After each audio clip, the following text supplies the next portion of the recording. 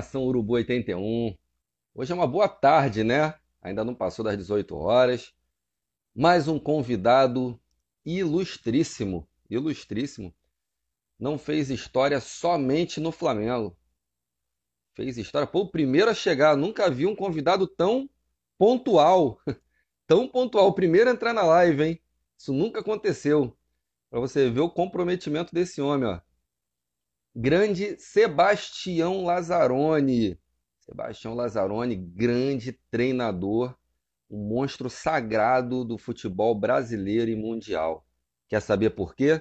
A galera do Nação Urubu não é boba, já está entrando, está ficando. Muita história, muita história. Vamos saber o início lá no Flamengo, vamos saber sobre seleção brasileira, vamos saber mais ou menos o que aconteceu naquela Copa do Mundo de 1990. Galera, fica por aí, vai compartilhando essa live. Vamos chamar o grande professor Sebastião Lazzaroni. Fala, Alan. Grande professor Lazzaroni, tudo bem? Tudo bem, Alan? Tudo em ordem? Graças a Deus. Está conseguindo me ouvir bem aí? Tô. Tava preocupado porque outro dia eu fiz para uns rapazes uma live aí, uns treinadores amigos, Josué Teixeira, Rui. E aí, pô, para entrar foi difícil, mas com você não, bateu direto, foi legal. Vamos tocar porque sintonia. o tempo é Vamos curto. que vamos. A nação vai entrando aqui, prestigiando a gente aí nessa live. Eu vou fazer perguntas para o senhor vai aí mandando ver na resposta no tempo que puder, quiser, que aqui é bate-papo de boleiro mesmo, é resenha, pode ficar bem à vontade, é para se divertir mesmo, tá bom, meu pai? Beleza, Alan, pode mandar que eu vou matar no peito e botar no chão. Então, professor, a galera sempre gosta de saber, inicialmente, onde o senhor nasceu, foi criado, como é que foi essa fase aí de infância, adolescência? Bom, veja bem, Alan, eu sou mineiro de Muriaé, Minas Gerais, 25 de setembro de 50, já tem algum tempo, vou completar esse ano 70, mas nasci e meus pais vieram, meu pai era motorista de caminhão, veio trabalhar no Rio de Janeiro, inicialmente fui morar na Penha, mas é uma fase que eu não me lembro, que era muito infantil, só me lembro de correndo atrás de pipa, quebrei a clavícula. Aí depois fui para o Rocha, onde me criei, e no Rocha era pelada, na rua, bola de gude, um gol era o poste, do outro lado dois paralelepípedos, quebrava a ponta dos dedos, deixava lá a unha, tal. Então eu me criei no Rocha, joguei futebol de salão no Garnier, no Magnatas. Aí é que inicia a paixão, a gente jogava tudo. Pipa, bete-ombro, bola de gude. Uma geração, a minha geração e outras que seguiram, curtiram muito a infância, porque não tinha internet, não tinha esses outros atrativos que deixa nem pandemia, porque a gente não pegava nem resfriado. Verdade. Bebia água do cano que arrebentava na rua, matava a sede ali e ia embora. Era a criação e o futebol raiz, né, cara? Que dava aquela imunidade até para formar atletas, né? Tanto que hoje a gente não vê a quantidade de craques que tinha naquela época, né? É verdade. Dali que era a experiência da rua, a bagagem, a rodagem, o linguajar da rua, do futebol, que muitos chegaram a ir para clube na idade de 16, 17, alguns até um pouquinho mais, mas com uma vivência empírica, vamos dizer assim, mas natural e brilhante, porque ela dá imaginação, ela dá personalidade, dá decisão, porque o atleta da rua, eu tenho que vencer, eu tenho que ganhar, eu tenho que entrar, eu tenho que continuar. Muitas vezes até um misto quente, um Guaraná se ganhava por isso, né? O senhor fazer menção aos treinadores que mais te inspiraram na carreira, que a gente não conseguiu ouvir bem, por favor. Bom, eu estudava educação física, né? Então, e dentro da faculdade, nós tivemos a Copa do Mundo do México em 1970. E aquele time, reunindo os melhores jogadores, muitos deles 10 em suas respectivas equipes e jogaram de forma diferente dentro da seleção, e ela foi brilhante, foi taticamente avançada, tecnicamente para mim a melhor de todos os tempos no mundo, e o Zagallo e Parreira conduzindo aquilo dali, né? Também o Coutinho participando, o Admildo Chirol, a minha próprio início de futebol com Jaime Valente, depois a primeira mão me dada pelo Flávio Costa. Então foram pessoas que contribuíram e muito para eu ir somando coisinhas na cabeça junto com a faculdade para determinar uma forma minha, né? O próprio Danilo Alvim no América, que foi um dos melhores momentos, foram 9 meses de dificuldades econômicas, mas um time que sabia jogar.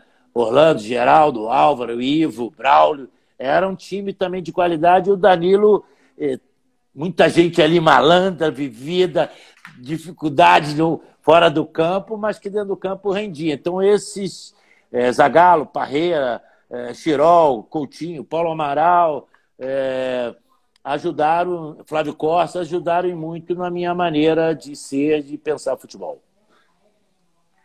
Interessante a quantidade de comentário enaltecendo a sua carreira, professor. Pô, isso aí é o resultado aí de tudo, dessa somatização de experiência que você não guardou. Graças a Deus você compartilhou conosco aí com sua competência ao longo da carreira. O Alan, por mais dificuldades que a gente tenha tido na vida, eu só tenho a agradecer a Deus que me proporcionou todas essas chances, todos esses desafios, grandes, pequenos, mas todos importantes, entendeu? A vida foi vivida e é vivida nesse processo. A galera também não ouviu, eu só queria que eu ouvisse de novo para massagear meu ego. Como é que era a sua identificação com o Flamengo mesmo, quando você chegou lá? Eu não ouvi bem? Não, eu digo que quando entrava no Maracanã, que eu via a galera, meu Mengão. Aí...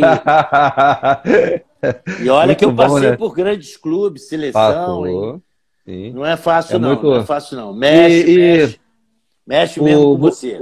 O Bujica está dizendo aqui, profissional e ser humano incrível. E olha que o Bujica conhece, hein? Fera demais. Grande Obrigado, Bujica. Um abração aí ao Banana também, que eu vi ali. A gente conversando, vinha entrar. Um treinador lá do Catar. Depois foi para os Emirados Árabes. Vem do futsal também. Eu confesso que estou realizando um grande sonho. Tá batendo esse papo aqui.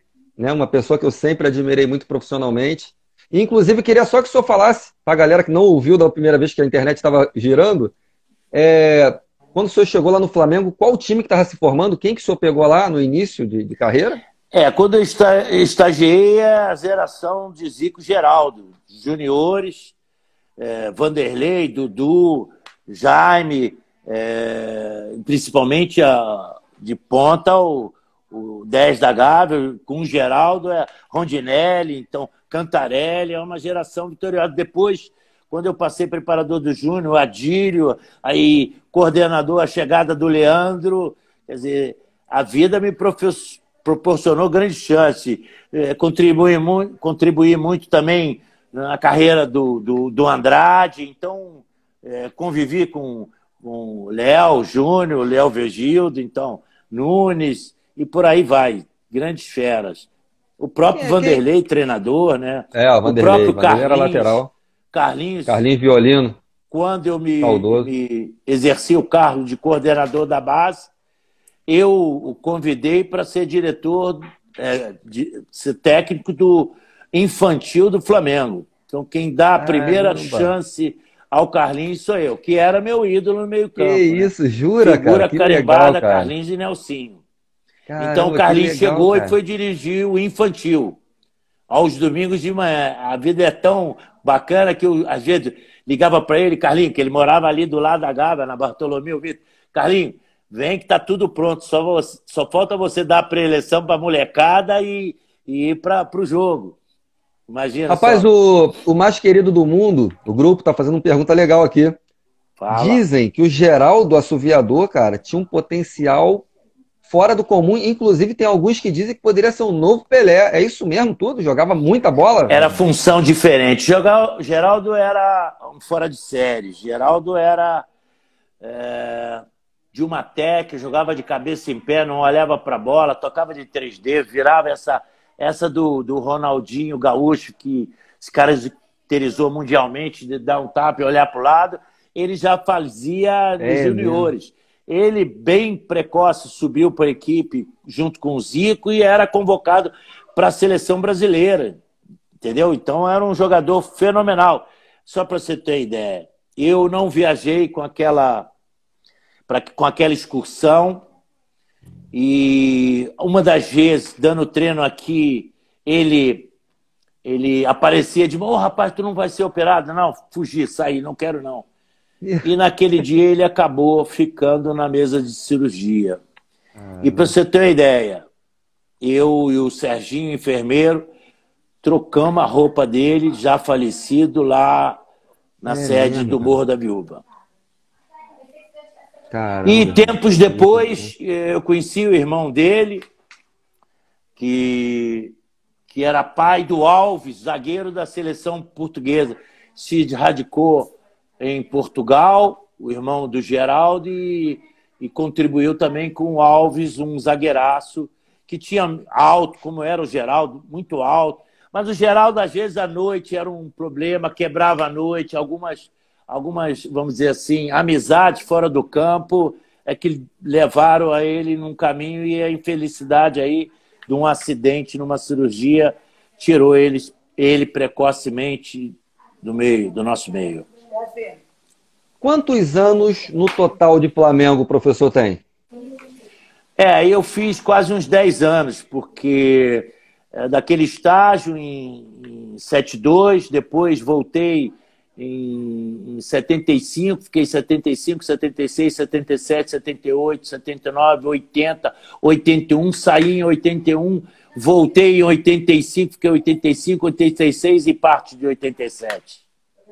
Agora, quero dizer que continua, né? Não contando no currículo, mas assisti todos os jogos no Rio de Janeiro de 2019.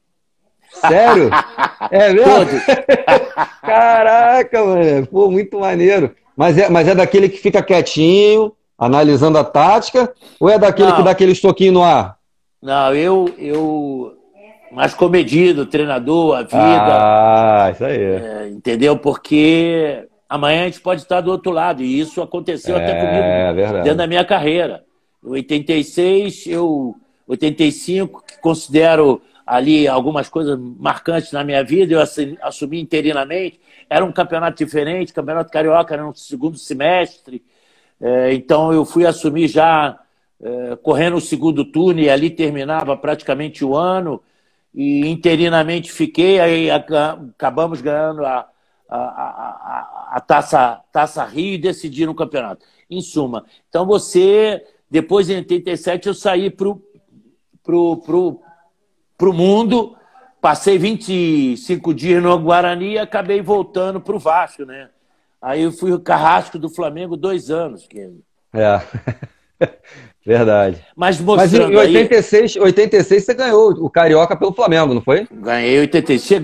Só não ganhamos 85 porque nós chegamos atrasados de uma excursão dos Estados Unidos, onde o Zico foi ser avaliado por um médico lá, porque no Brasil ainda não tínhamos a técnica da cirurgia de ligamento cruzado. Então ele foi ser avaliado nos Estados Unidos. Aquele futebol deles tem muito choque, muita contusão, muita lesão de joelho, e avaliou-se a cirurgia. Então voltamos já com o campeonato em andamento, andamos sempre correndo atrás na semana de mais jogos do que os demais, e acabamos decidindo no jogo extra Taça Rio contra o Bangu, e ganhamos a Taça Rio de 85. Show. Quem foi seu ídolo no esporte ou no futebol? Quem foi o melhor de todos para você? Que você se espelhava, falava, porra, esse cara é sensacional. Não, no futebol, no campo, Pelé e Garrincha são de outra, como diz o Bruno Henrique, de outro patamar. De outro patamar. De outro planeta também, né? Planeta, né? Eles, planeta, né? E é claro que, como eu tive a felicidade de chegar no topo, dirigir uma seleção brasileira, isso só aconteceu porque eu trabalhei com grandíssimos jogadores. Zico, Leandro, Andrade, Adílio, Roberto, Romário, Giovani, Donato, Bebeto e por aí, Jorginho, e Aldair. Alguns eu sou responsável diretamente no início da carreira, em lançar no primeiro time, em lançar na seleção. O próprio Zinho, o Aldair são esses exemplos, né? Então, a felicidade me proporcionou conviver com todos esses craques. Só os craques é que têm a chave, a solução para os grandes problemas do campo. Qual foi o seu melhor momento na carreira como treinador e o seu pior? Bom, eu, Alan, considero o Fla-Flu de 1985, 1-1, uma quinta-feira, com gol de Leandro, aos 45 do segundo tempo, pegando de bate-pronto, a uns 10 metros fora da área. Ali, aquele jogo marcante para mim, porque foi uma confirmação de que eu poderia dar alguma coisa ao futebol e ao Flamengo. Porque eu acho que foi aquilo dali que me levou à decisão da Taça Rio e aí o primeiro título, não total do campeonato, mas a primeira chance. E o ano seguinte eu até pedi ao Jorge Elal, que era o presidente, que me convidou, abre com o Fla-Flu, o campeonato de 86, que nós vamos atropelar e depois o Tele pode levar muita gente para a seleção, a gente não ter os melhores aí nas finais. Então já vamos arrancar assim.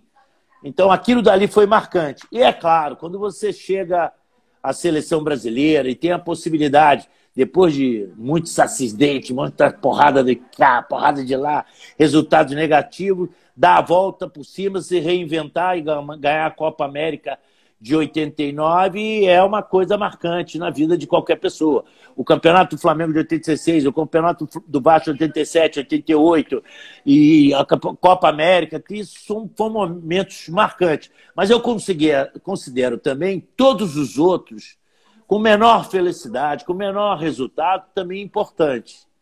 E a tristeza maior é a eliminação na Copa do Mundo, né? Nos 3 objetivos que a gente tinha, acabou tomando uma porrada por a grande Argentina, que era campeã do mundo, com a grande jogada do Maradona. Aquilo ali foi uma tristeza muito grande e eu paguei uma conta também muito alta por isso. Há uns 10 anos, Lazzaroni... só eu que pagava a conta. O Bruno tá lembrando aqui, Ronaldinho Gaúcho, Aldair e Zinho. Tá aí, ó. Um dos maiores responsáveis de a gente ter sido presenteado com o futebol dessas feras. Campeões do mundo. Campeões do mundo. Feras. O Jorge Chianelli tá lembrando uma coisa interessante. Esse gol do Leandro que você está citando foi o último gol narrado pelo Jorge Cury. Eu não sabia desse detalhe. Excelente. Eu também recebi esses dias na internet e passei para ele, Leandro Preste. No Zap eu passei para ele. Vai, segura aí, meu garoto. Mata essa no peito. E ele fazia com maestria, com as 2 pernas. Como é que era a sua relação com Romário? Por que eu estou te perguntando isso? Porque a geração após a sua, né, teve muito problema com o Baixinho. Questão de convocação, teve que ir meio que na marra para a Copa de 94. Como que era a sua relação com aquele Baixinho, que em breve vai estar fazendo live com a gente aqui, se Deus quiser? O Baixinho era marrento, difícil, mas era excelente jogador. Dava trabalho já desde o início. Vou contar uma passagem aqui boa. Veja a situação que é, até para o público também. Criado no Flamengo, campeão no Flamengo anterior, vai para o Vasco da Gama. E aí as dificuldades. Primeiro, um jovem. Eu tinha 37 anos, não tinha nem 38 ainda. Muito novo. Dirigi o Vasco. Aí eu agradeço ao Flamengo, ao Elal, que me galgou, ao treinador, ao Léo Rabelo, que foi que indicou. Não tinha nem vice-presidente de futebol, era o Elal e eu. E a turma da torcida, que de vez em quando se reunia com o Elal lá e a gente sentava e conversava. Vamos que vamos, rapaz. Aqui é paixão. Não vou convidar ninguém para o jogo, hein? Porque paixão você tem que ir porque quer. Tá? E então, chegando no Vasco, era todo aquele problema, né? Aí o Eurico, o Paulo Gione me ajudaram e alguns jogadores também. Acácio, Donato, Giovanni e o próprio Tita, que lá estava, que eu conheci Sim. garoto, também vi. Subiu comigo também. Jobé colocou ele no primeiro time, de ponta direita, no treinamento, e ali abriu para ele um leque. Ele só não foi para aquele jogo fatídico lá do Sul, que nós perdemos para o Grêmio lá, 5-2, porque ele torceu, o Nelson deu uma pancada nele. E o Romário estava lá nos treinamentos do Vasco e tal, e tem uma discussão, uma passagem muito boa, que me salvou foi o Giovani. É, né? É. Jogava Mauricinho, Roberto e Romário à frente do Vasco. E algumas vezes eu pedi aí, pô, Romário, Mauricinho, vocês dois têm que pelo menos vir até o meio-campo para dar uma ajuda na marcação sem bola para não sobrecarregar em cima dos laterais. Aí numa preleção eu não volto não. Não vou voltar não. Aí eu falei, pô, Romário, você tem que voltar, senão vai vamos fazer 2 contra 1 em cima do Mazinho, fica aquilo, fica aquilo, fica aquilo. Aí eu falei, olha, eu explorei isso em cima de vocês no ano passado, hein? E ficou naquela discussão na preleção, o Giovani malandramente virou, Lázaro, pode deixar que eu marco dele quando passar do meio campo. Aí eu falei, para não perder também, então agora, Giovani, você tem dupla função. Tem que marcar o teu e o do Romário. E Romário, se não fizer o gol lá na frente, vai sair. Eu vou botar um outro, hein? Isso aí Pegou o baixinho pelo pé. Pegou o baixinho pelo pé, que aquilo é malandro. Mas o Giovani é que foi o homem da paz correta nesse momento. Porra, mas Até pra no você ver treinamento ele era folgado. o espírito de equipe que o Giovani tinha, né, cara? Porra, sensacional, aí deu, sempre. Por isso que eu digo, você tem muitas vezes que ter na equipe, no trabalho, jogadores que eu chamo de capitães invisíveis. Ao longo da minha carreira, na função de treinador, esses homens são importantes, que compram a tua ideia e pegam contigo a equipe e conduz a ela a um caminho, entendeu? Isso no Flamengo era Adílio, Andrade, Zico, Leandro, certamente contribuíram muito no sucesso que eu obtive em início de carreira. Tem uma outra boa do Romário. Ele, sempre marrento como era, né? Uma vez estou no treinamento, o Lira, o Silveira, que apitava o treinamento, o coletivo e tal, chuta a bola para fora. Aí eu paro, o Lira, vai lá buscar a bola, senão essa atitude você leva um cartão amarelo, cartão vermelho, vai prejudicar. Aí veio o Romário correndo, defendeu o Lira, falei, não faz, senão você vai expulso também. Lira, tá fora, 5 minutos, vamos jogar com 10 agora aqui. Aí você não faz isso com o Roberto Dinamite. Eu não faço isso com o Roberto Dinamite, Caramba. Porque ele não chuta a bola para fora, não tem esse coisa. Rapaz, ele era assim tinhoso, cara. Mas ele brincava com ele, que às vezes, porra, esse Bob não joga porra nenhuma. Mas eu reunia a preleção. Como é que é, Romário? O que você falou mesmo aí do Roberto? Isso é bastidor. Só vocês e a nação tá sabendo dessa história. Mas na maior, sempre comigo, respeitador. Eu contribuí de uma forma ou de outra, porque ele reclamou muito no Evantocato, que não estava sendo chamado. Eu chamei ele no canto, no Maracanã. Eu falei, fecha a boca, tá falando besteira. E quando ela surgir, mata o pau e mostra as suas armas todas, pô. E acabou acontecendo isso, porque ele havia feito uma indisciplina lá no Sul, de não começar o jogo, pô, viajei isso tudo. Mas tem outra dele que é terrível também. Seleção brasileira, depois da gente passar pela fase toda, um jogo amistoso na terra do Mazinho, lá na Paraíba, contra a Iugoslávia. E eu tô lá no banco, tô vendo uma chuteira assim perto, que a gente no banco antigamente ficava no fosso, né? A chuteira em cima dele, assim, falei, de quem é essa chuteira? Caramba, eu não sei de quem é isso. Aí tem alguma jogada aqui. Aí, de repente, ele não saía do lugar, não arrancava. Falei, o que não sei se foi o nocaute ou foi o Luizão. Luizão, vê que lá o que tem o Romário que não tá arrancando. Aí os caras, Lázaro, ele tá jogando de tênis. Porra, tá de sacanagem. Que Não, isso é isso, cara? verdade. Que isso, não, Aí eu mentira, que isso. manda, desculpe o termo, manda esse filho da puta, que leva a chuteira pra ele ter que trocar lá. Cara, que ele é fogo, cara. Diz que nos treinos ele pegava carona no caminhão do lixo pra chegar mais rápido no final. Diz que ele, Não, ele ele não aprontou era muito, disso, cara. não. Isso eu tive no América. É. Ele não era, não, disso, não. Não, ele mesmo contou uma história, que no juvenil, todo mundo No correndo, ele falou, juvenil ah, não não, vou no correr não. profissional ele fazia Já tava bem, melhor, né?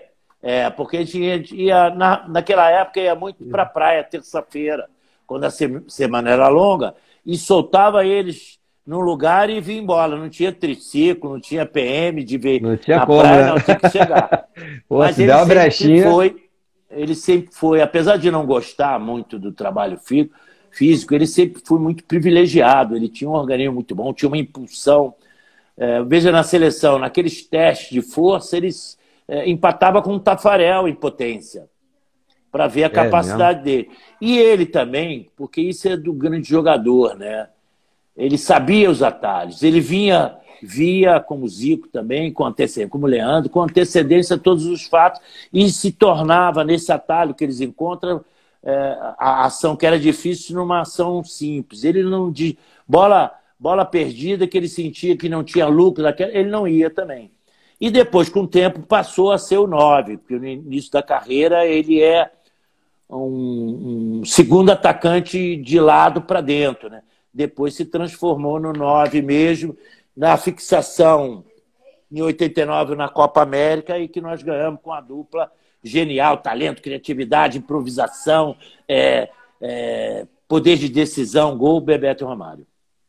Rapaz, uma das maiores duplas do futebol mundial de todos os tempos, cara. Nunca vi casar tão bem, se entrosar tão bem os dois, no né, início cara? foi difícil, porque um era ídolo no Flamengo, depois o outro ídolo no Vasco, a rivalidade, tudo Verdade. que se fazia para enaltecer um jogo, provocando um acirramento para uma grande atuação de ambos. Ainda tinha o próprio Bebeto no seu início, muito do Zico, e o próprio Romário, tendo o Roberto como espelho dentro da área, contribuiu muito para a frieza e o engrandecimento dele na finalização, se transformando na história mundial um dos maiores finalizadores dentro da área, né?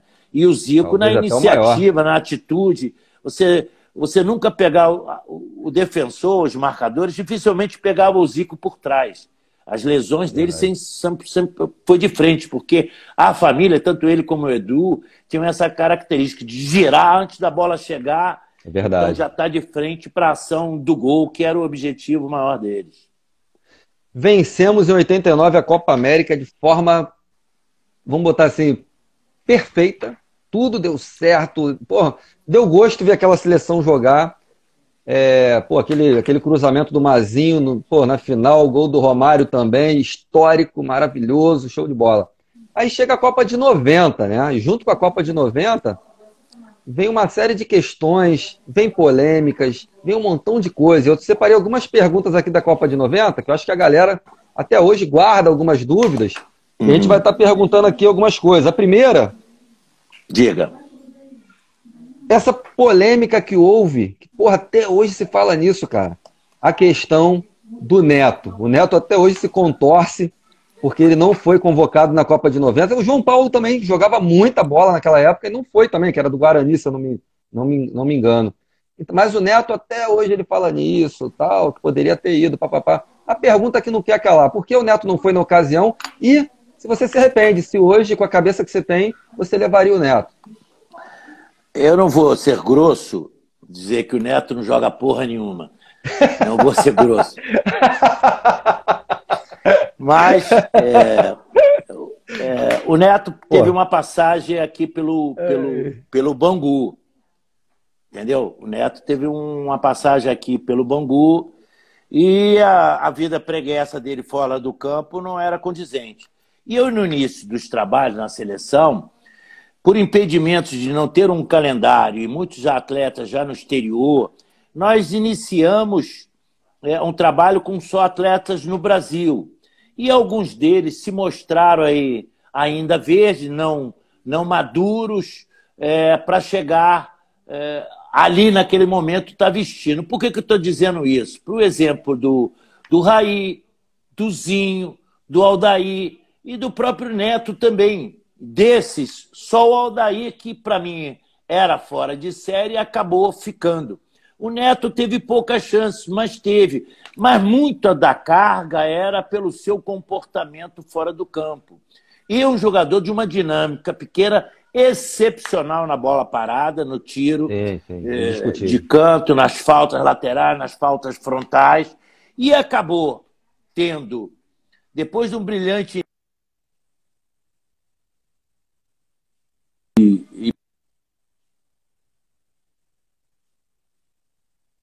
seu melhor rendimento em 90, depois do Mundial no Corinthians.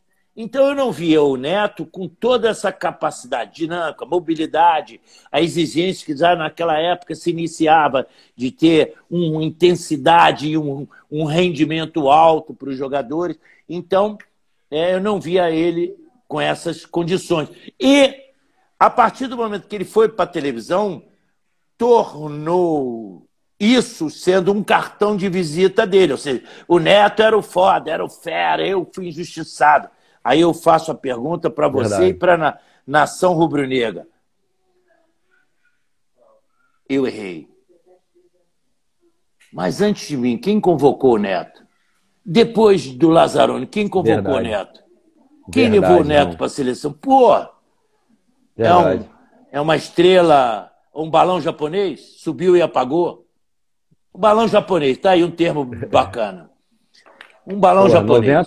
90 para quem não deve lembrar, o Corinthians se sagrou campeão. No segundo grande participação. Segundo semestre. Então, exatamente. Eu não via. Com relação ao João Paulo, ponta esquerda do Guarani também, mas já estava na Europa, sim, eu fiquei em dúvida até o último minuto, se levava ele ou o Renato Gaúcho. Porque na minha ideia, até o último minuto. A gente reunia a comissão técnica, naquela época não era frequente os jogos na televisão, como é hoje, a internet não existia. Para você ter ideia, não tinha um CD, um DVD na seleção, a gente teve que montar tudo isso, fazer um calendário do futebol internacional, estudar o campeonato português, francês, italiano, que era a vitrine. Nós chegamos a ter, em 89, 10 dos convocados atuando fora. Então, até o último minuto, eu fiquei... e o Renato não estava muito em alta anteriormente na Roma. Quem traz o Renato para o Flamengo sou eu. Nós terminamos o campeonato de 86 no Brasileiro com o Vinícius de centroavante, que foi o centroavante do campeonato de 86. Vinícius, que era juniores. Tá? E eu pedi ao Márcio Braga, que entrou presidente em 87, que precisava de um centroavante. E tinha notícia que o Renato estava brigado com o Grêmio, com o seu passe na federação. Aí eu fui falar com o Márcio Braga, mas eu não tenho dinheiro. Pô, você trouxe o Carpegiani sem dinheiro, traz ele também. É a cultura daquele momento. Então, voltando à seleção, então até o último jogo, eu fui assistir um jogo do Flamengo, o Renato foi muito bem, e o João Paulo também muito bem por um jogo pelo Bari. Porque eu achava que, em determinado momento, eu teria que botar um atacante de lado para abrir e trabalhar com 3 atacantes, 3-4-3, entendeu?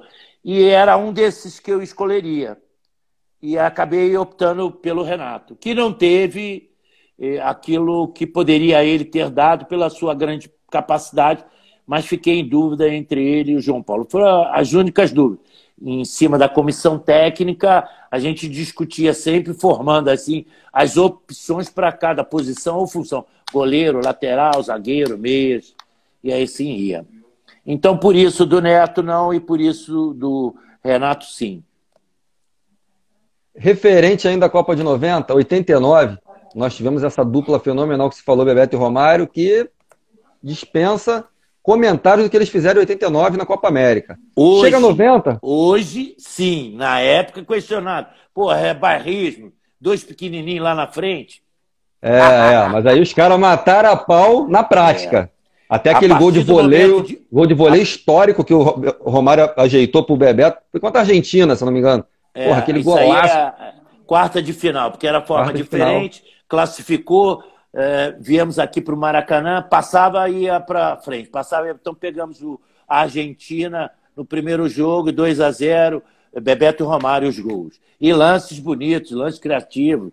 Dunga, Silas, participando bem. Romário deu uma caneta no Maradona nesse jogo aí. 1 minuto de segundo tempo. Lá no meio campo. E aos dois fizemos o gol.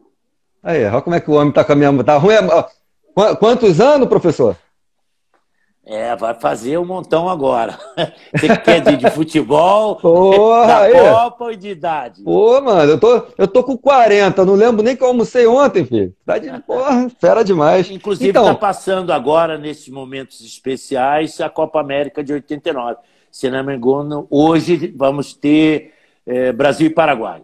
Porque me ligou jornalista, porque eles ligam para você saber, para te passar a ideia qual era, para eles terem subsídio de falarem lá. O treinador não tem subsídio nenhum, tem que partir pro pau mesmo. E até quem tá te mandando um abraço aqui, meu grande mestre, Marcelo Buarque. Marcelo Buarque. Grande professor. Meu ponto esquerda, juniores do Flamengo, depois treinador, tal. Marcelo. Uma geração bem acima. Boa geração. O Bruno tá falando aqui que vai ser na Sport TV, pra galera que quiser. Sabe o horário, Bruno? Se tiver horário, bota aí pra gente. 7 horas começa. 7 horas, 7 horas então. Começa. Estamos aqui preparando o professor para daqui a pouco a gente assistir essa reprise. Não, eu fiz ontem. Aí botei eles um pouquinho em dúvida. Porque houve toda aquela polêmica da Bahia. Charles não convocou o Charles. Primeiro que eram 18 só os atletas inscritos para jogar a Copa América. 18. Tá? É mesmo? Então eu tive alguns impedimentos. O Careca, o Napoli não liberou. 2, o Miller, eu convoquei para iniciar os trabalhos. Ele ficou em São Paulo assistindo a final, porque nós já estávamos na Granja Comari. Ele ficou assistindo Bragantino e Novo Horizontino, decisão do Paulista, daquele ano, 89, nós os vimos pela televisão, ele só veio se apresentar na quinta. Eu falei, pode ir embora para casa que você está cortado, não te quero mais. É mesmo? Aí convoquei, se não me engano, 20 atletas e falei, porque o Eurico tinha me dito que quinta-feira à noite na Bahia nós treinamos segunda, terça, quarta e quinta de manhã na Granja Comari, e teríamos aí aumento das inscrições. Em vez de 18, passaria para 20. Aí eu fiz uma relação, número 1, número 2, número 3, e botei lá Baltazar, o artilheiro de Deus, que era o centroavante goleador da Europa naquele ano, naquela temporada, melhor. Bebeto, Romário e Renato Gaúcho. Olha que eu não contei com o Miller e o Careca e o Charles era o quinto. E eu ontem passei, tá aí, vocês eram 4 comentaristas. Tá aí, desses 5, corta um. Porra. Rodou o Charles. Charles. Não, eu falei, aí brinquei com ele. Não vou deixar vocês assumirem essa bananosa, não. Ela é só minha, eu sou verdadeiro.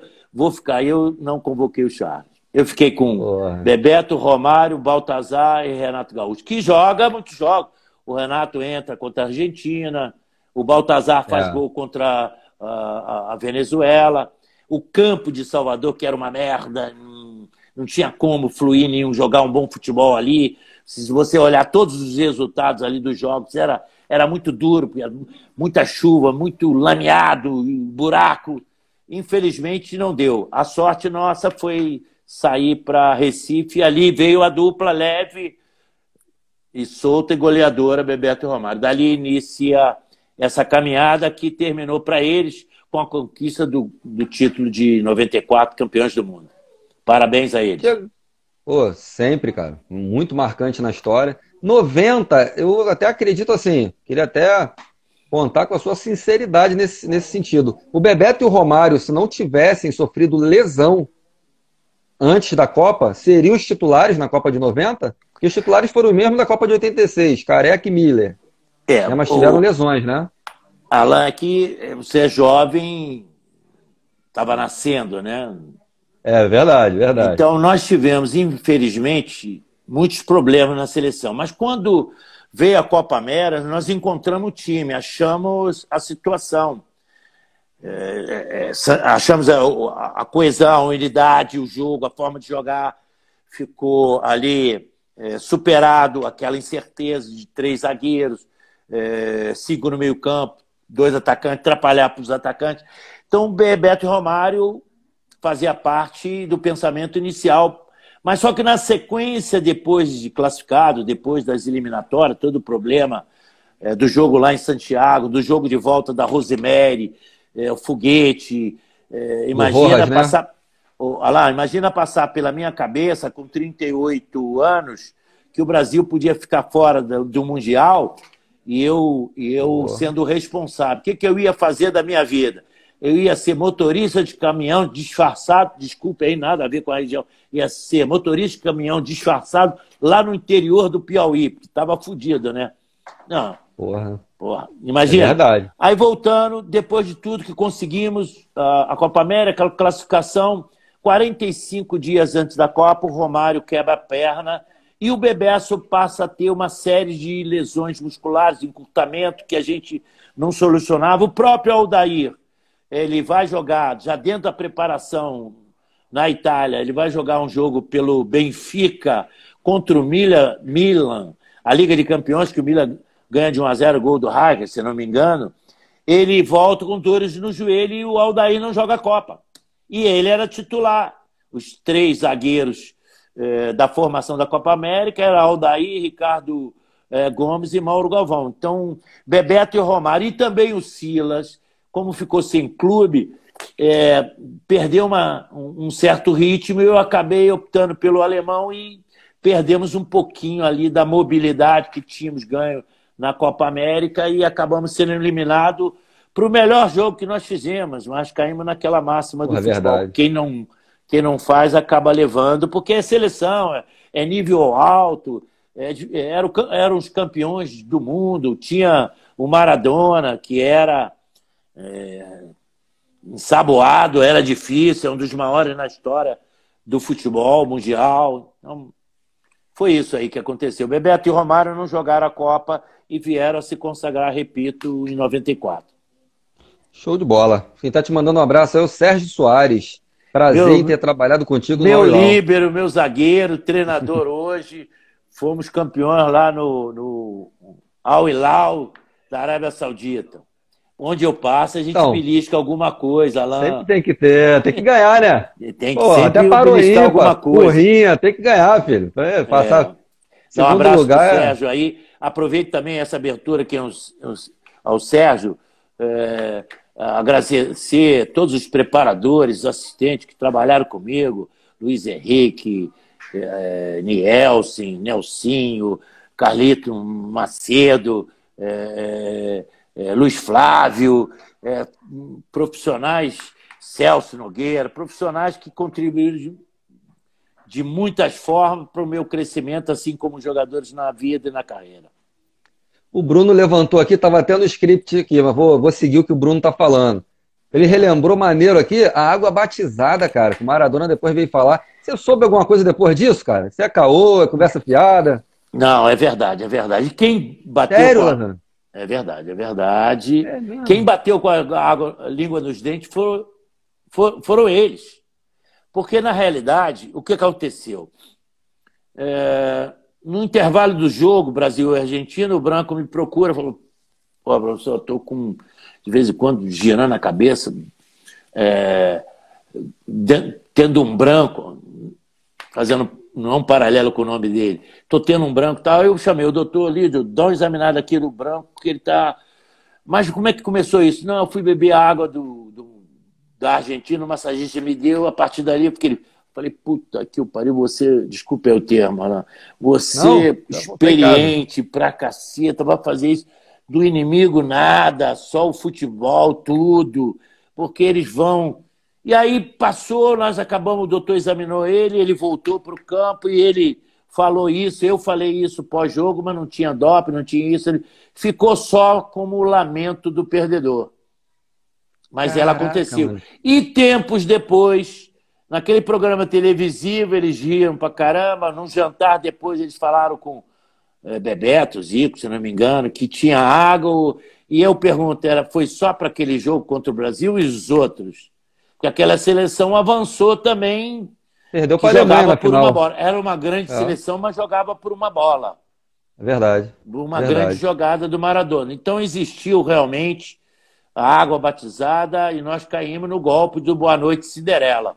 Você conhece o golpe de Boa Noite Rapaz, Cinderela, não ó, conhece? nossa, nunca caí não, mas eu conheço.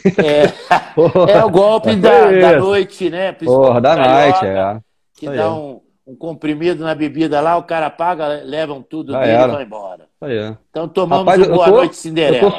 eu tô surpreso, porque pra mim isso era lenda, até hoje. Não, verdade, verdade. Você um dia chama Caraca, o bicho. Branco, chama o Bebeto, vê o papo lá no jantar na Argentina, na própria televisão eles riam, brincavam. Cacete, cara.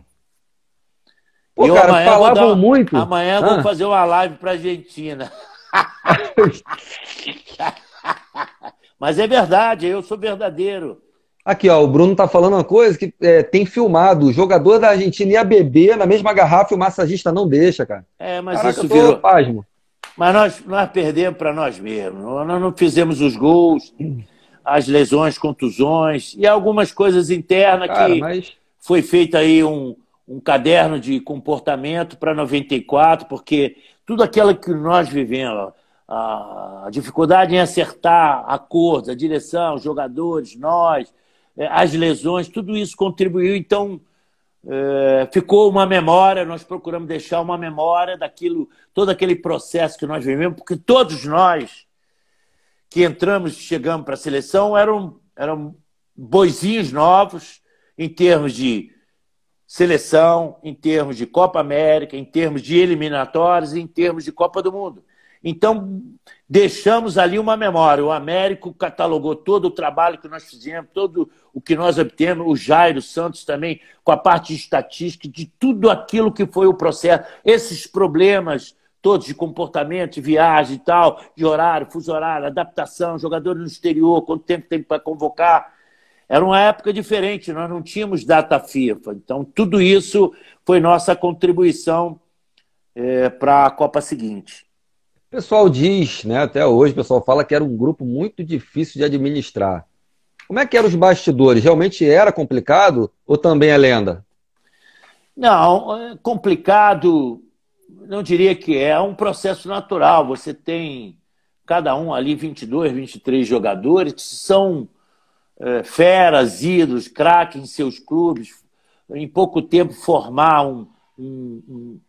uma coesão, uma unidade, um espírito de equipe, às vezes não é fácil.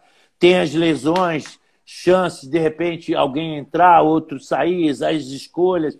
Você convive com isso sempre em qualquer clube. E na seleção o processo era muito mais rápido, muito mais. Era um turbilhão rapidinho em dias. Mas sempre eu coloco que é muito mais fácil trabalhar com craque do que com cobra, com É minhoca, verdade. que pensa que é craque e é minhoca. O craque te traz soluções, a minhoca te traz problemas. Então tinha externamente algumas interferências e algumas coisas vazaram também. Interferência, pressão externa, clubística, regiões. São Paulo fazia pressão, Minas fazia pressão, Bahia fazia pressão. O Charles foi uma pressão da Bahia, Sim. do público, só para mostrar isso. Tinha a pressão de Careca e Miller, não, a preferência dele é Romário e Bebeto, então, situações. Tinha muito carioca, mas todos eles com bagagem, com qualidade, com capacidade de servir a seleção. Quase todos eles deram prosseguimento nas suas vidas e foram campeões. Agora, a pressão jornalística, até o Lazaronês, o encher linguiça, eu tinha que dar entrevista quase diariamente na CBF, eu enchia linguiça. Falei, vou encher linguiça aqui. Aí criou-se o Lazaronês. a terminologia, mas a gente está conversando aqui já há quase muitos minutos, para não inteirar uma hora, e a gente não falou de Lazaronês. Falou a vida, o correto, os palavrões, a vida que é. Verdade. Mas eu repito o que eu disse lá anteriormente. Agradeço a Papai do Céu de todas essas oportunidades. E só cheguei lá para onde eu cheguei porque trabalhei com um grande jogador, só fera, só qualidade. Mas que o alemão tinha que ter dado uma porrada no Maradona, tinha, cara. Não, tem situações que são faltas técnicas que param. Mas como é que você vai parar o craque, o fora de série, o extra série? É difícil, ele superou o Dunga. Aí você podia dizer, não, o Dunga já tinha um cartão amarelo, se tomasse podia ser expulso, podia não jogar o próximo jogo. Ele foi feliz. Eu acho que dentro da tomada de iniciativa houve ali uma superação, porque quando nós estabelecemos 3 zagueiros à zona, manter o setor, quando houvesse a vinda no último terço de um jogador livre com a bola, quem sairia em combate a esse jogador era o líbero. E, de repente, sai o Mauro Galvão e o Ricardo Rocha. Naquele mesmo momento, o Maradona consegue fazer um passe de direita que passa por baixo das pernas dele e cai para o Canija. Então, é a jogada, é o momento, mas ele era fora de série. E o Canija também, um grandíssimo jogador. Que jogaram a Copa América. Canija, Maradona sai desde o início, Canija era para entrar no segundo tempo, que era uma Copa de jogos, 4 jogos na primeira fase e 3 depois em uma semana. Um intervalo muito curto. Então, muitas vezes a gente poupava um jogador tirando e o Canija ia ser utilizado no segundo tempo. Mas nós não demos chance, não, porque logo no início do segundo tempo, aos 2 e aos 9, fizemos 2-0. E eles não deram um chute no nosso gol. Eles tramaram essa água desde essa pancada que tomaram aqui, cara, na Copa América, eu tenho certeza. Porque via que não tinha como, cara. O Brasil era muito superior à Argentina em tudo, taticamente. Mas era muito mais leve. Eles eram campeões do mundo e depois chegaram... mas depende. Mas o Brasil era melhor. Final, tomou um show aqui, tomaram um baile aqui, cara. De 1-0. Eu lembro. Aí, mas cara... é sempre o rival, é sempre duro, difícil jogar contra eles. Eles têm uma escola importante mundialmente e rivaliza muito na América do Sul, no mundo, Brasil e Argentina. Quando tem Maradona no meio também, sempre pode acontecer alguma coisa. O cara é tira as crianças também, né? da sala que vai ser foda. Vai ser foda. E em 94 fomos campeões. Qual o maior mérito que você viu naquela seleção? Faltou alguma coisa? Em 90 que você viu que ele teve? O que você achou? Alain, eu, como disse inicialmente, seleção é continuidade, né? Sim. E o Parreira deu continuidade a isso. Tá? Com o Zagallo, 2 cabeças, experiência, bagagem, rodagem, vivida, vida de jogo. É igual o futebol de jogadores que chegavam aos clubes, com a bagagem de rua, com a vivência, com a rodagem na rua, uma experiência fantástica. Esses 2 também. Então, eu acho que eles aproveitaram muito, e conforme eu te falei aqui também, nós procuramos deixar tudo registrado de forma que o Américo Faria foi o mentor disso, que eu briguei na CBF para que ele continuasse, para que passassem. E todo o processo vivido, todas as pressões de expulsão que não queríamos fazer, de maus resultados, a reinventar, depois ganhando a Copa América, as eliminatórias com o jogo, a Batalha de Santiago, depois o jogo de risco no Maracanã, a Copa do Mundo, as lesões, contusões, culta, é uma série de coisas, e todo o processo, premiação, discussão, não houve acordo, sinceridade, verdade, e evidentemente o mais importante que eu acho é que os mesmos, grande parte, eu acho que 60, um pouco mais de % daquele elenco viveu 90 e deu a resposta positiva, marcando como uma geração especial. E até essa faixa da Sport TV, faixa especial, eu considerava esses caras especiais. E felicidade que trabalhei com eles e foram campeões, marcaram a vida deles como campeões do mundo em 94. Aí, Bruno tá me ajudando a beça aqui nas perguntas aí. Qual foi o melhor jogador estrangeiro que você dirigiu? Lá vem coisa boa. Ele sabe, ele sabe. Caramba, estrangeiro. Eu trabalhei com o JJ Okocha, eu trabalhei com o Diego Pô, Fuser, poxa. Fuser na Fiorentina, trabalhei com o Bruno Fernandes é, lá no Marítimo da Madeira, que era um jogador sem muita história para cá, Só pra mas galera entendendo, o Coxa nigeriano, Fuzé italiano trabalhei e o Bruno também no Fernandes Marítimo com português, não é isso? Aziz Macucula, que foi Caraca. jogador parado 2 anos, que nos ajudou bastante eu considero um grande trabalho em Portugal, no Marítimo. Ele chegou em 7 jogos vendido para o Benfica por 3 milhões de euros. Na época, o Marítimo era o pagamento de 2 temporadas, e ele depois chegou à Caraca, mano. seleção portuguesa também. O Macucula, depois era do Congo, nacionalidade portuguesa, o próprio Bruno Henrique no Marítimo, Nakamura, Shunsuke Nakamura no Yokohama, um jogadoraço, fantástico, um garoto de ouro, um jogador fora de série também, a nível de jogador de Brasil, entendeu? Então, Jesse Hocker, seleção da Dinamarca também, feríssimo. Mas JJ Okocha foi mundialmente conhecido. Eu peguei ele com 18 anos, Pô, Coxa. vindo do Hertha Berlim para o Fenerbahçe da Turquia.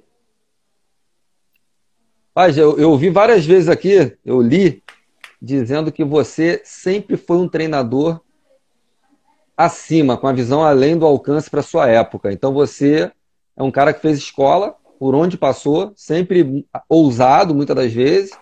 E a pergunta, eu quero fazer uma pergunta agora atual, porque você continua, como você falou, indo ao Maracanã, assistindo, inteirado, né? Verdade. Hoje, com essa pandemia, como que você enxerga, por exemplo, essa iniciativa em voltar aos treinos, principalmente puxada aí pelo Flamengo aí com os protocolos? Como é que você acha que precipitação? Vamos deixar essa aí. Vamos falar de Jesus, chegada no Flamengo, no Brasil. Depois a gente entra nessa para encerrar da pandemia, otimismo, paixão. Acho que todo treinador tem que fazer dependência. Não somos dependentes de ninguém, nós somos dependentes de nós mesmos. Mas vamos lá, atendendo a sua pergunta, depois eu acho que você, em função de tudo isso que está acontecendo, nós temos que dar passos seguros e firmes, no sentido de vamos voltar, o que a gente deve fazer para garantir uma higienização, uma segurança dos trabalhos progressivos. Tem equipe que já está treinando há um mês. Verdade. Tem equipe que já está treinando há mais de um mês, em outro estado. Então, como o atleta deve se isolar, como o atleta deve chegar para os trabalhos, se ele traz roupa de casa, se ele não traz, se ele vai pegar no clube, o que ele obtém, qual é o contato na chegada, qual é a verificação que tem que ser feita, quais foram os exames que antecederam a isso, se está com coronavírus ou não. Na chegada, ele tira a temperatura, faz o teste ali rapidinho de sangue. Tem na divisão dos trabalhos grupos menores, aqueles que já estão infectados ou foram infectados, tem que ser um grupo à parte. Então, são uma série de procedimentos e cuidados naturais. Eu dou um exemplo, por exemplo, do Grêmio, estou te falando isso, porque o Márcio Meira é o preparador físico lá e foi muito tempo meu preparador físico também, incluindo nessa lista dessa minha vida aí por vários clubes. E ele relatou do processo, porque a Conmebol solicitou, acho que ontem ou hoje, uma participação deles numa reunião para avaliar esse retorno de Libertadores e tudo. Então, tem todo um protocolo lá já feito, e ele me ligou pedindo uma ideia, uma ajuda. Foca em todo o procedimento que vocês tiveram, quando iniciaram, que testes foram feitos inicialmente, as garantias de dia a dia, de hidratação, como era feita, copos descartáveis e não trocar, não aglomerar-se, higienização, quem já vinham de roupa de casa e trocavam ali, não trocavam no clube, por onde entrava, saía, não cruzava com com o outro, diferença de horários, diferença de início de atividade e de um para o outro, não a atividade em si, mas todos esses cuidados levaram ao Grêmio, por exemplo, em 30 dias não ter nenhum outro atleta infeccionado. E olha que ele tem um contato da família, ele tem um contrato do motorista, ele tem um contrato da empregada, ele tem um contato do entregador no supermercado, no delivery em casa. Então, todo esse procedimento eu acho que tem que ser respeitado, mas acho que tem que voltar.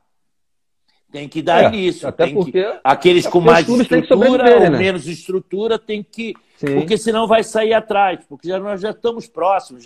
Primeiro pela paciência. Primeiro que toda o respeito que foi dado, a higienização, tudo isso acho que devemos continuar. Não é só na pandemia não. É a máscara. Voltando aos treinamentos, quem usava máscara? Só comissão técnica ou aquele que tinha que levar alguma coisa para o atleta. As chuteiras ficavam lá para a higienização, ele ir embora com o tênis dele. Então, tudo isso é importante. E agora, também, você vai iniciar, tem que tomar todos os cuidados. Depois, vai usar máscara, vai aglomerar, tem que usar até, porque a curva não se achatou, o pico não aconteceu. Nós vamos completar amanhã 80 dias disso. Então existe uma ansiedade maior, uma crise maior. As outras enfermidades, elas deixaram de acontecer, não. Mas muita gente vai ficar prejudicada por isso. Fora a falta de emprego, a fome, a dificuldade de ter comida em casa, de abrir a sua despensa e não ter nada. Então, tudo isso são preocupações que todos têm que tomar. Aqueles que cabem hoje a decisão, já que o Supremo passou a decisão para os governadores e prefeitos, tem que se assegurar da verdade. Porque, infelizmente, nesse período nós estamos vivendo muitas inverdades. Então, temos que pensar, temos que raciocinar, temos que pensar, acima de tudo, para tomar as melhores decisões. Mister Jorge Jesus. Mister Jorge Jesus chegou no Brasil fazendo história, ganhando títulos. 2 perguntas. Uma, você já conheceu o trabalho do Mister? Como que foi a experiência, caso já tivesse conhecido? Caso tenha conhecido? E o que ele veio agregar ao nosso futebol brasileiro? Bom, eu disputei o campeonato lá de Portugal. O Jorge Jesus dirigiu o Belenense. Era um time que tínhamos dificuldade de impor sua maneira de jogar. Ele era um ex-jogador que vinha já há muito tempo realizando seus trabalhos e só para brincar, dei 2 porradas nele na ida. Foi mesmo? Ganhou dele mesmo? 2 vezes? Só para o Bruno, meu filho, estava jogando lá no Naval, 1º de maio. Também joguei contra ele. Pô, isso aí é outra experiência que eu não quero para ninguém. Jogar contra o seu próprio filho, é um horror, o coração aperta demais. Imagino. Então o Jorge Jesus com aquela situação do Abel, dificuldade, passaram algumas coisas que ele pediu para sair, e aí abriu-se num bom agenciamento a vinda dele para o Flamengo, já que ele veio até assistir Flamengo e Atlético Mineiro para assumir o Atlético Mineiro. E pelas ligações de Portugal, teve até convite também para o Vasco. Mas chegou o Jesus. Não é fácil, o maior conhecimento que você procure ter, acompanhar os jogos, internet, e catalogar jogadores, montar o seu dossiê daquela equipe, conhecer os atletas, é sempre difícil. Tanto que no início, o Flamengo quase foi eliminado da Libertadores, o Flamengo foi eliminado da Copa do Brasil. Aí nessa parada chegam 4 excepcionais jogadores direto no time. Rafinha, Mari, Felipe Luiz e Gerson. 4 rodagem, bagagem, experiência. O mais fraquinho era o Mari. No conceito, no conhecimento das pessoas. Então, esses elementos fez com que Jesus pudesse apresentar uma proposta bacana, interessante, de compactação, de pressão na perda da bola, valorizar a equipe através de uma compactação, linha alta, marcação alta também, a forma intensa, tensa de cobrança, de alinhamento com o grupo, provocou um foco, uma união. O Flamengo já dava resposta de comportamento, profissionalismo alto. E isso agradeço a algumas peças que ficaram lá. E alguns impedimentos até levaram o Abel a ter algumas dificuldades. E aí tem algumas lesões, contusões, ele aproveita o Arrascaeta. Então, na realidade, foram 5 jogadores que explodiram. E explodiu a equipe, os resultados, a forma, repito, intensa que ele adotou, o sistema, a estratégia bacana, moderna, atual, imprensando os adversários pela técnica, pela qualidade. Então, o Jesus acabou realizando o melhor trabalho da vida dele. Ele tendo ganho depois que passou para o Benfica, ganhou lá, teve no Sport também. Então, o Flamengo, com as contratações, com a linha da direção de ofertar grandes jogadores, essa linha de qualidade que o Flamengo adquiriu com essas contratações, deu a ele uma possibilidade que nenhum treinador no Flamengo teve. Nenhum. Na história, com mais de 100 anos do Flamengo, nenhum treinador teve. Então, juntou tudo. A diretoria, com o seu comportamento, com a sua seriedade, com o coração gelado que eles têm de eliminar, de tirar na hora certa. A direção ir atrás o processo até de scout, de estudar, observar. A felicidade de ter esses atletas querendo um retorno, porque o Flamengo já passava a seriedade, compromisso profissional, com pagamentos, excelente salário, que há 10, vamos dizer, 8 anos atrás, ninguém queria vir para o Flamengo. Tá? Porque não pagava isso aqui, os agentes aí metralhavam, jogavam pedra, e virou a história pela seriedade, pelo compromisso. Então, essa diretriz, alinhamento que o Flamengo teve nos últimos anos, contribuiu muito com a chegada dele e a chegada e aproveitamento desses 4 jogadores, mais o Arrascaeta, realizando aí em conjunto, trabalho conjunto, a sua comissão, um excepcional trabalho. Flamengo... Então, parabéns a ele por tudo isso. Sim, excepcional trabalho de Jorge Jesus fazendo. Sensacional. Sensacional.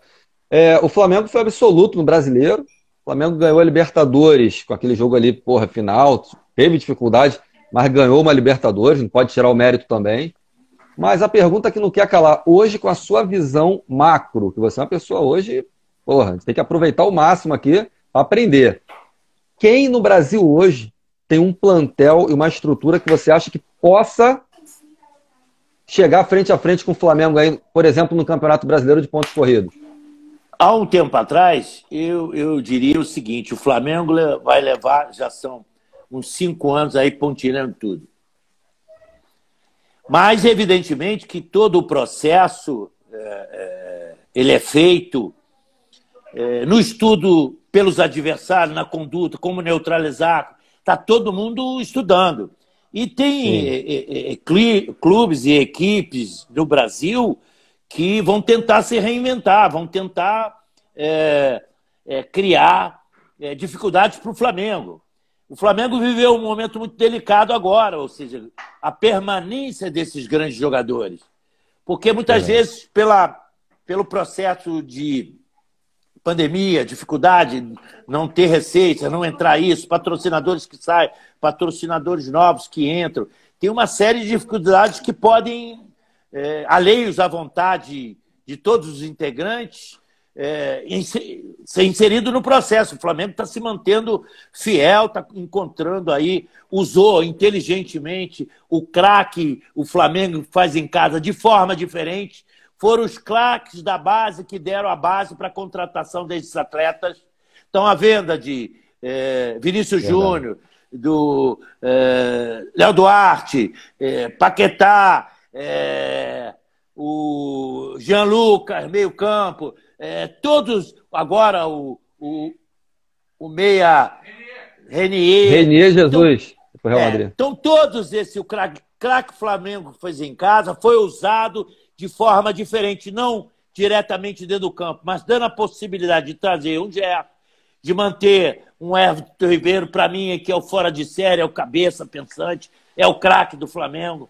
Depois abaixo estaria Arrascaeta, Gerson, Bruno Henrique, mas a cabeça, desde os 3 anos que está no Flamengo, é Everton Ribeiro, é o craque, é o idealizador das melhores jogadas, no aperto joga a bola para ele. Então, a direção, tudo isso proporcionou essa continuidade. E se a gente olhar a história, aquela grande equipe de 81, montada com muitas dificuldades inicialmente, ela teve saídas e aí acabou todo aquele processo produtivo. Então, eu espero que o Flamengo consiga superar todas as adversidades que vão surgir fora do campo, de saídas, de propostas, como também dos adversários, do Grêmio, do Palmeiras, que são inicialmente aqueles, do próprio Atlético Mineiro, aqueles que vão se apresentar aí postulante a desbancar o Flamengo. Porque tem material humano, tem jogadores também de qualidade, então o Flamengo vai ter que estar se reinventando, mantendo o foco, a proposta, a fome acesa o tempo todo. E quem é o treinador hoje, brasileiro em atividade aqui no Brasil, que você mais se identifica e gosta de ver trabalhar, pela metodologia de trabalho? Bruno Lazzaroni. O segundo melhor. Ah, esse aí é o concurso. Valeu, Bruno. Aí, pô. Não, pai no baile, pô. Mas excelente treinador, mas pai no baile. Essa pergunta aí eu não gosto de ser tão assim específica. É diferente, o treinador é diferente. Eu acho que o trabalho é em equipe, comissão, direção, ajudando, apoiando, porque tem momentos delicados. O próprio Jesus teve momentos delicados dentro do Flamengo. O Marco Braz chegou junto, apoiou, e a minha experiência diz isso. Então, ter um diretor em determinados momentos que apoia ali as ideias e passa, é o diretor e é o treinador, esse e acabou, e sai quem quiser. Então, essas tomadas de decisões fazem parte de um trabalho. Mas eu acho ainda, mesmo com elencos diferentes, eu acho que o Renato Gaúcho vem fazendo um grande trabalho no Grêmio. Quando o Renato cai dentro de uma realidade, tira um pouquinho da validade, produz, que é um bom treinador, tem uma visão boa. O próprio Vanderlei passou aí um período opaco, sem conquista, chega num Palmeiras motivado, grandes jogadores, pode incomodar. O próprio São Paulo, lá no Atlético, tem um material humano melhor do que o do Santos. O Santos com o Gesualdo, que é um bom treinador.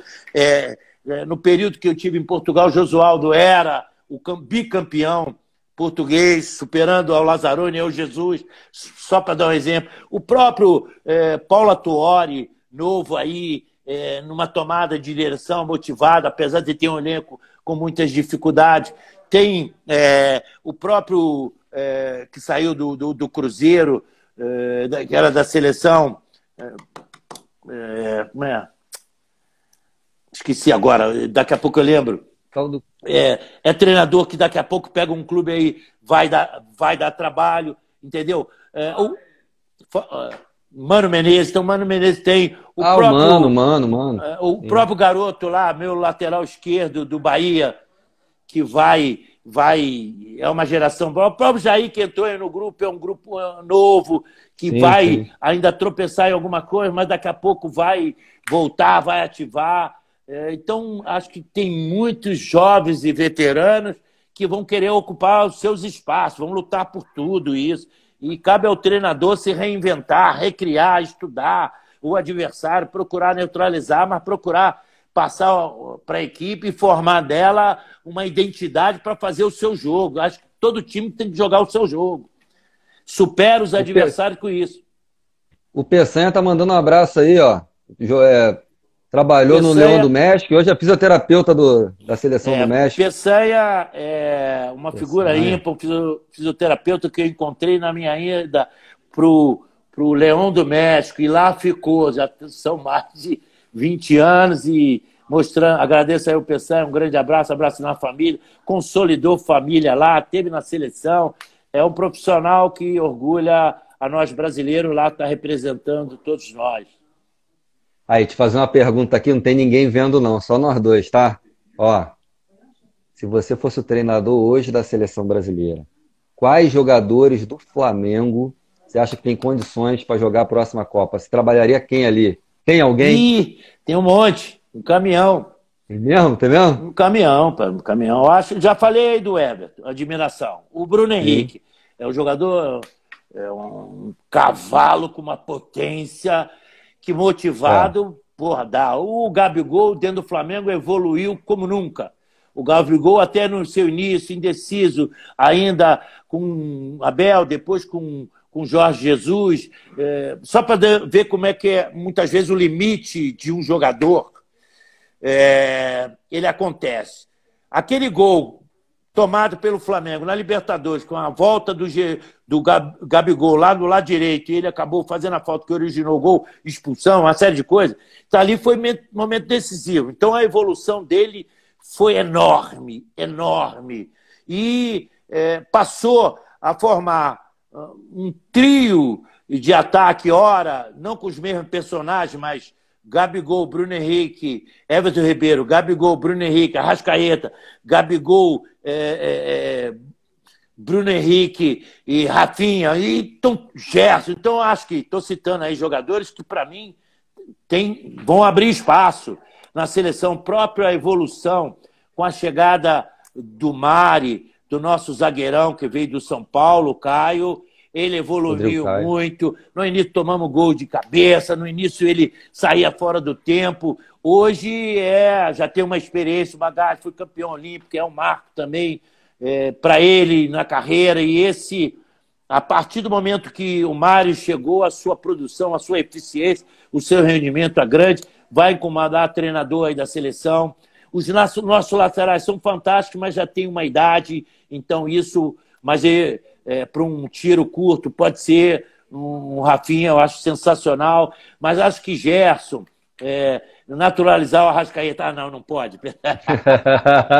Porra, é melhor falar assim, só não pode levar o Arrascaeta, só não levaria o Arrascaeta. O Everton, o Gabigol, o Gerson e o Bruno Henrique e o Caio estão aí na mira. Rapaz, dava para formar... mas também vai brigar. Eu acho que o goleiro vai na brigar. realidade, dava para formar... Dava para formar uma trinca na seleção? Vai ser uma base boa. Gabigol, Bruno Henrique e Neymar, será que dá bom? Não, Alain, eu não falo nem de titularidade, porque isso o tempo vai dar, entendeu?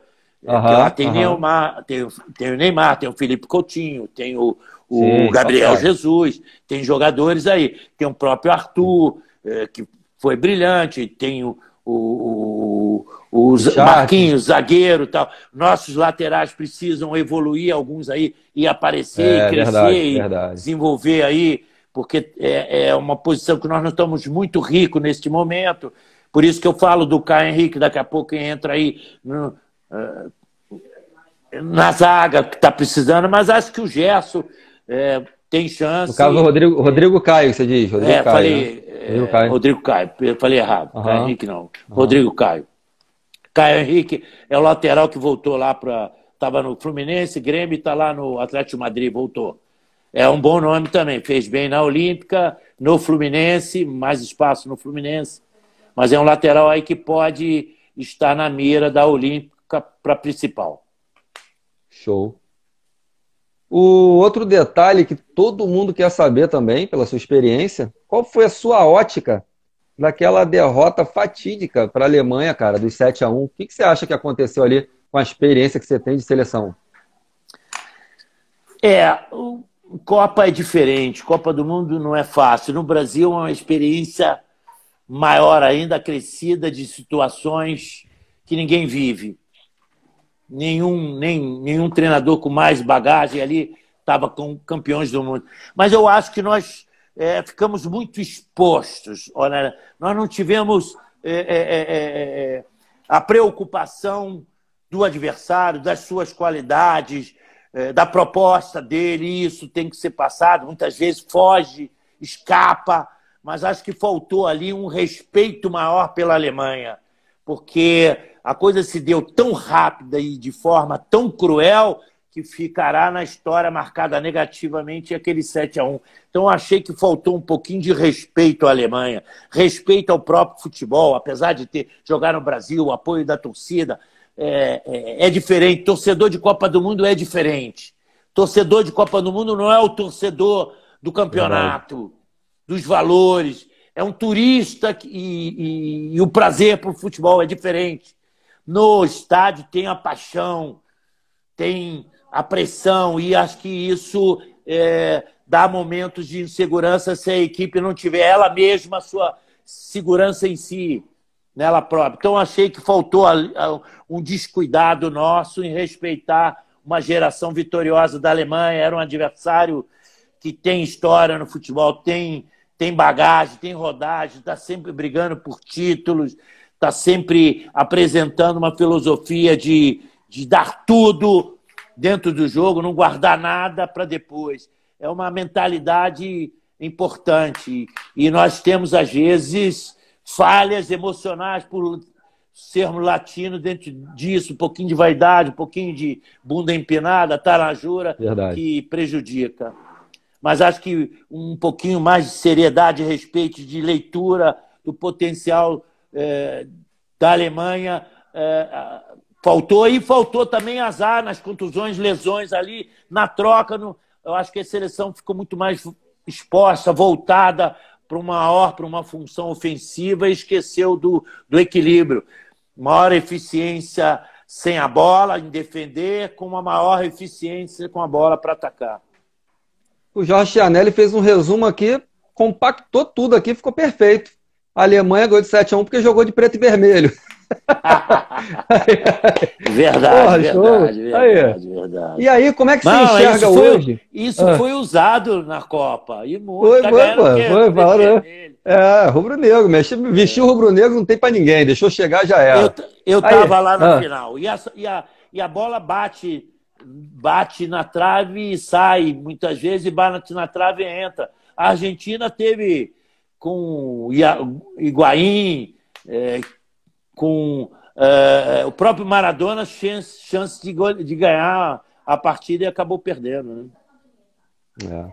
Você acha que hoje o Tite está no caminho certo? Você acha que a seleção, a galera pode ser otimista com essa seleção que nós temos hoje? Olha, nós tivemos um momento de carência de resultados, de comportamento a nível alto de seleção, por isso houve a troca. E o Tite entrou com uma proposta, uma clareza muito boa, excelente, e levou, nos encantou com bons resultados, com bons jogos, a forma de jogar, dinâmica, compacta, dificuldade de o Brasil se expor, mesmo estando atacando e mesmo defendendo, nunca deixando de pensar no ataque, e encontrou a equipe. Infelizmente, aconteceram coisas que, não sei se alheios à vontade dele. Nós tivemos o meio-campo sempre com o Renato Augusto, Paulinho e Casimiro, dando com a entrada do Felipe Coutinho num ataque, dividindo, vamos dizer, a marcação para Neymar e Gabriel Jesus, e ele, o que fez com que as marcações não ficassem anulativas a Neymar. Então, dividiu-se isso e o Brasil brilhou até chegar ali. Veio o Mundial, não sei, por lesões, contusões, saídas, se abriu. Ele trouxe o Felipe Coutinho para o meio-campo, coisa que ele não fazia desde a época do Vasco. Ele sempre foi um segundo atacante, um atacante criativo de frente, um Ronaldinho Gaúcho com a ideia, só com a ideia. Quando ele trouxe para o meio-campo, expôs a seleção e acabamos sendo eliminados em contra-ataques da Bélgica, resultados adversos. Então, ali houve uma modificação. Daquele brilhantismo, equipe compacta, fechada, atacando. O Renato Augusto era a cabeça do time, era o cérebro, ou seja, ele cobria, não deixava espaço no meio-campo, liberava o Paulinho. Paulinho nunca teve a habilidade de fazer parte na transição, foi sempre a surpresa, a chegada. Voltando o Paulinho para a armação, não tem pé, não tinha pé, nunca teve. Então, acho que ali foi nosso tendão de Aquiles e ali o Brasil acabou não retomando a vitória, o caminho da vitória. Eu estava muito esperançoso, escrevi isso, fiz o scout, levantamento de todos os jogos do Brasil, com as formações, a ideia tática. Repito aqui que eu vou dizer, para mim, o jogador mais importante naquela seleção chamava-se Renato Augusto. Era com o Casemiro, cabeça pensante em não deixar, encobrir, ajudar, fazer a cobertura dos laterais. Olha que nós tínhamos bons laterais que saem ao mesmo tempo, que precisa ter esse entendimento. Então, eu cheguei, inclusive, a dizer isso numa oportunidade para o Tite, que eu vejo sempre o Felipe Coutinho como atacante, um segundo atacante. Então, agora é uma nova proposta, uma nova situação, passa aí pela pressão, passa por não ter conquistado. O Tite terá que se reinventar, terá que realmente apresentar uma proposta de agrado, e eu acho que ele tem material, tem cabeça, tem elenco para produzir. Vai ter que se reinventar, vai ter que o Brasil apresentar uma situação melhor que dê a confiança ao torcedor, que nós somos torcedores, nós estamos falando aqui como torcedores. O Alan, eu e você aqui somos torcedores. Eu, você, essa galera exatamente toda que está nos ouvindo, somos torcedores. Mas eu quero o bem do Brasil, sou otimista, acho que ele pode encontrar. Tem jogadores novos aí que fazem, que poderão fazer uma contribuição, dar uma contribuição boa para a seleção.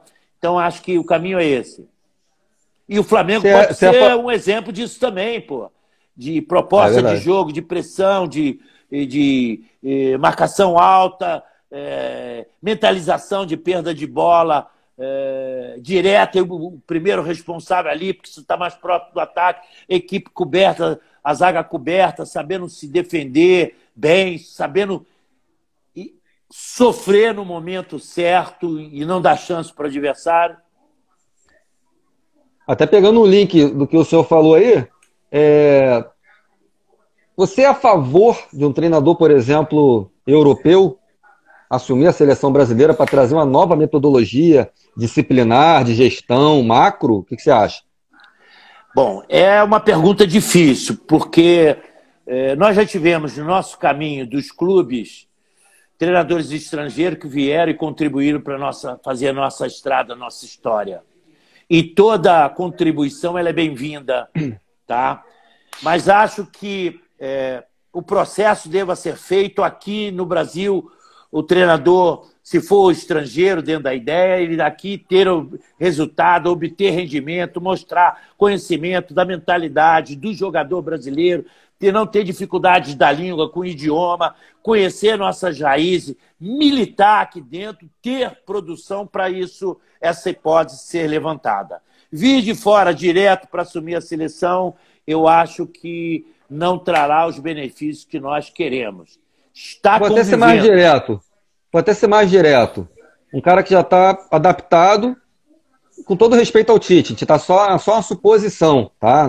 Sim, todos nós. Né? Nós estamos trabalhando. Mister. Mas eu acho que ainda nós temos treinadores talentosos que possam atingir. Não me vejo sem tirar o coração, não, botando o coração de lado, botando questões de patota, de defesa de causa, não, acho que temos treinadores para atender a seleção. Entendi, então. Atender uma proposta de trabalho. Mas digo aí que tem todos aqueles estrangeiros que estão no Brasil têm boas possibilidades, porque tem na mão a possibilidade de realização de um trabalho e de mostrar aí esse trabalho. Mas acho que o Brasil ainda possui treinadores e eu ainda acho que o Tite pode mostrar essa volta aí por cima e partir para as conquistas, para o encantamento. Não é fácil trabalhar a seleção, não é fácil, diferente. Mesmo hoje, tendo data FIFA, mesmo tendo hoje eliminatórias quase como um campeonato, você tem que ter muito pulso e felicidade nas escolhas. Professor, eu estou aqui estarrecido, sinceramente, com a aula. Estou aqui. Pode ver que eu falei pouco, eu estou aqui Não tem captando tudo aula, para Alain. aprender. Não, não tem aula. Alain, A sua humildade diz que não, mas a sua competência diz que sim. O Brasil tá aí que não me deixa mentir, né, irmão? Vou dizer para vocês uma máxima que eu falo sempre em todas. Quando eu terminar essa live, se alguém disser que eu disse alguma coisa, eu direi: é mentira, não falei nada disso. Vai estar salvo, amigo. Vai pro YouTube. Não tem jeito. Não. Professor, como é que tá a sua carreira hoje? Como é que tá a sua vida hoje? Vamos botar assim, pessoal / profissional. Como é que o professor Lazzaroni vive atualmente? Quais são os projetos dele? O treinador muitas vezes não tem projetos, tem sonhos, né? A gente, primeiro sonho é pensar que vem uma proposta, vem um contato para você realizar o seu melhor trabalho amanhã, tá? Mas muitos anos fora do Brasil e quase a grande maioria de dirigentes que conviveram, viram o meu trabalho, se foram. Então, são poucos que conhecem, as oportunidades são pequenas, também, depois de todo um período fora de Brasil, retornar, clube de ponta, que possa realizar um trabalho, ainda não surgiu. Mas fica sempre a ideia de alguma forma, estar atento, estar alinhado, estar estudando, estar vendo o jogo, estar participando de live, tendo as perguntas. Então, você tem que voltar atrás em todas as situações, ter o foco. Mas tem sempre uma coisa importante, é a paixão pelo futebol.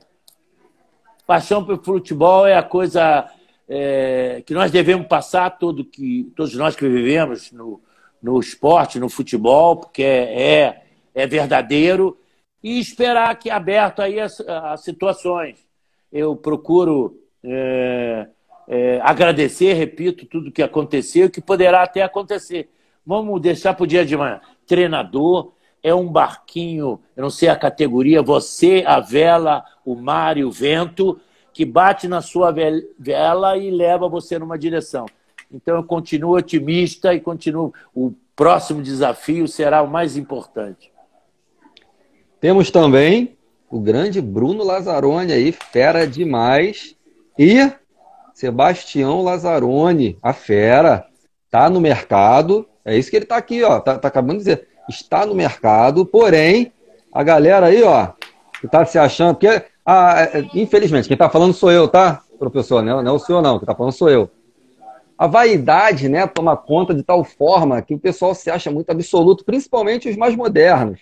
Então, quero dizer que isso que ele está falando aqui hoje, para nós, é uma aula de futebol atual. Quem está achando que ele está falando de futebol da década de 70, 80 e 90, está enganado. Ele está falando aqui, eu acompanho futebol diariamente, sou apaixonado por futebol. E eu estou falando para você que está assistindo a gente.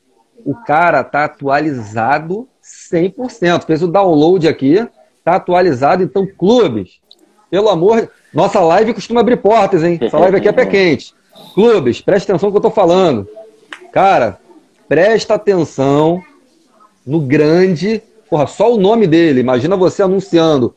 Porra, Clube X contratou Sebastião Lazzaroni. Já causa um impacto. E, ó, vou dizer mais, hein? Estive conversando nos bastidores. O passe não tá milionário, não.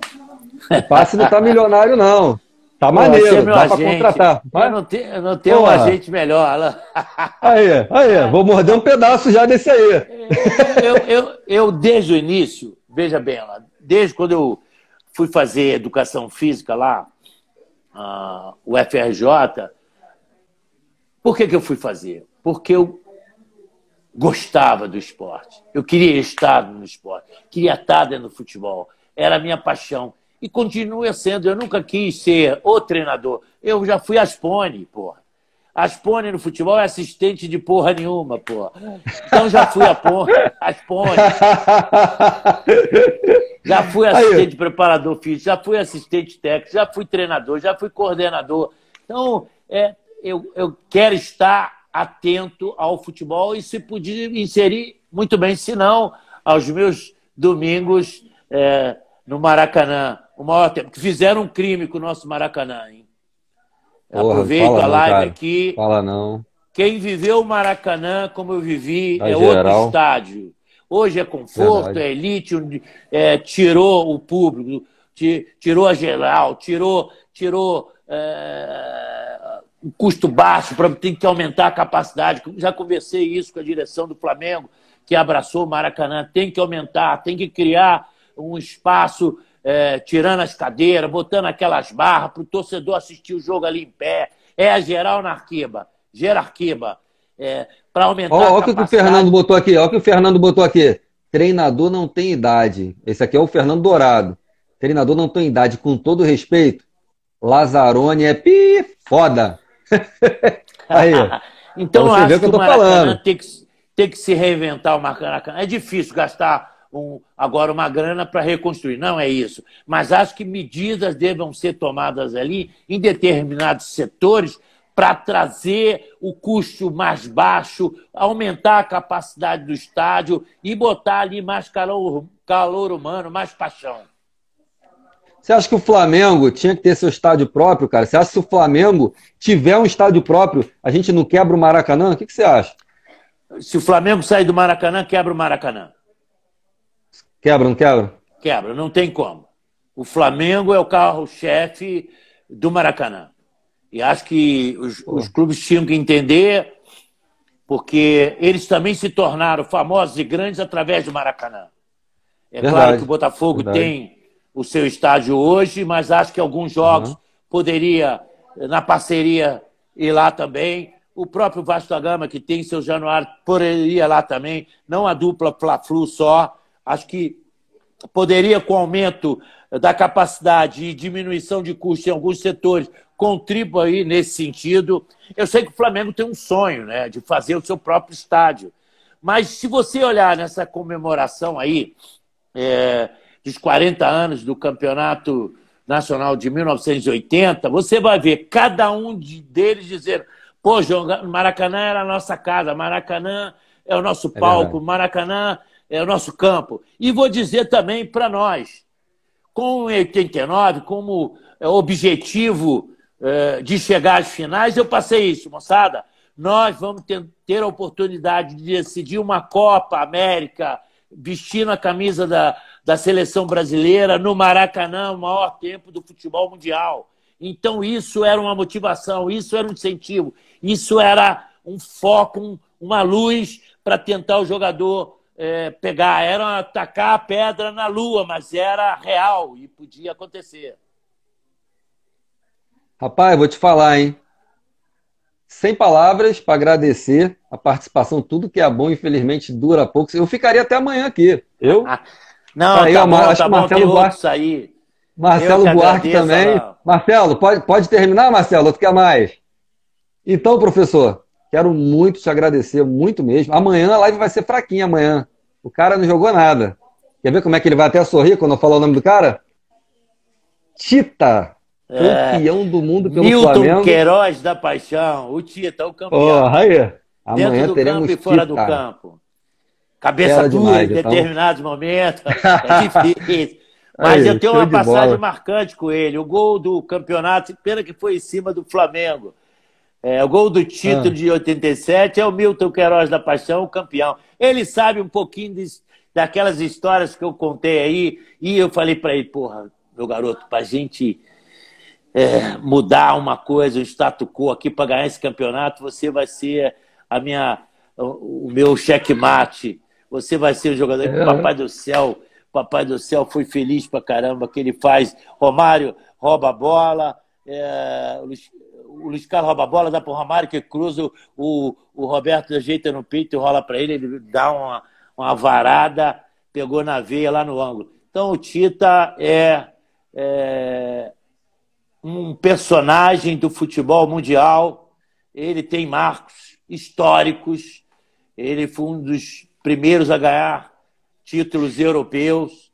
Tá? Então vocês poderão instigá-lo a descrever toda uma trajetória brilhante. Eu também fiz parte lá no início do garoto camisa 10 do Juvenil do Flamengo.